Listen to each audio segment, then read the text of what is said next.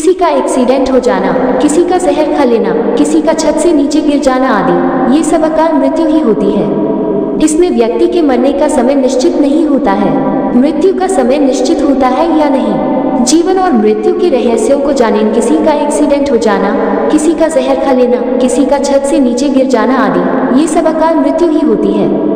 इसमें व्यक्ति के मरने का समय निश्चित नहीं होता है। जन्म लेने के साथ ही व्यक्ति के मौत का समय भी तय हो जाता है।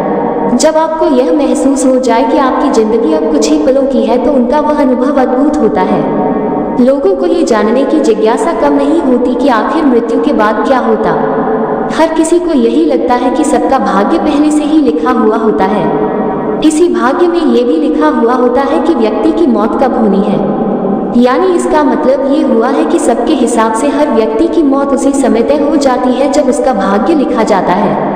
जन्म का समय हो या मरण का समय, सब कुछ पहले ही तय होता है। लेकिन क्या आप सभी को ये लगता है कि ये बात सच है? मृत्यु का जो समय है वो निश्चित है या नहीं, इस बात के बारे में कोई भी अनुमान नहीं लगाया जा सकता है और न ही कोई सटीक उत्तर दिया जा सकता है।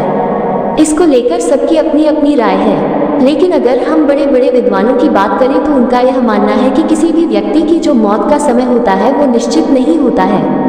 हालांकि व्यक्ति के मरने को लेकर कुछ आशंकाएं और संभावनाएं बनी रहती हैं। अब आप सबके मन में ये प्रश्न आ रहा होगा कि कैसी आशंका होती है जो ये दर्शाती है कि व्यक्ति की मृत्यु होगी आदि। तो चलिए इसके बारे में हम आपको बताते हैं। इस लेख में आज हम आप सभी से इसी बारे में बात करेंगे।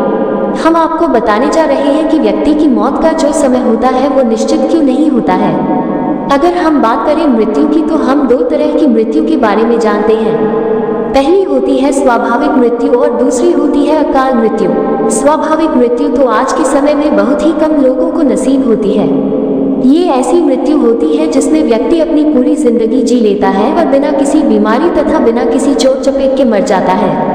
आप सभी के मन में आ रहा होगा कि ये कैसे पता चलेगा कि किसी ने अपना जीवन पूरा जी लिया है। तो हम आप सभी को बता दें कि ऐसा कोई आंकड़ा नहीं है जिससे ये बताया जाए कि स्वाभाविक मृत्यु की क्या उम्र होनी चाहिए।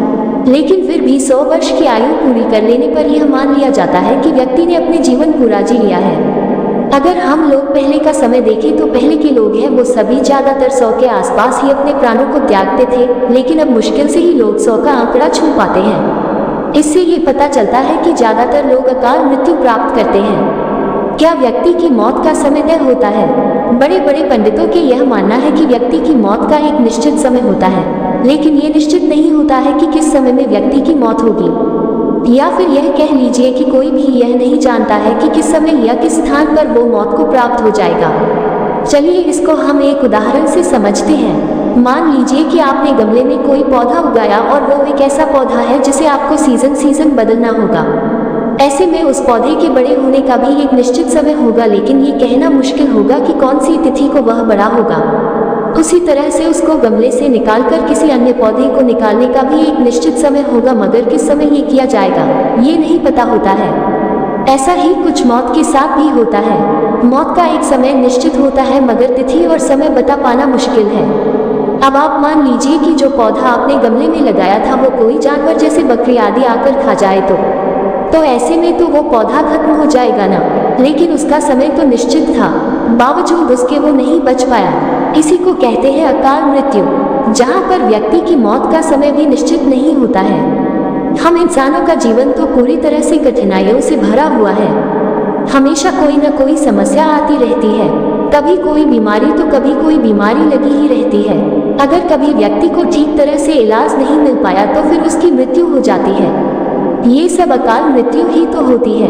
किसी का एक्सीडेंट हो जाना, किसी का जहर खा लेना, किसी का छत से नीचे गिर जाना आदि, ये सब अकाल मृत्यु ही होती है। इसमें व्यक्ति के मरने का समय निश्चित नहीं होता है। हालांकि जो आपकी कुंडली होती है उसमें अब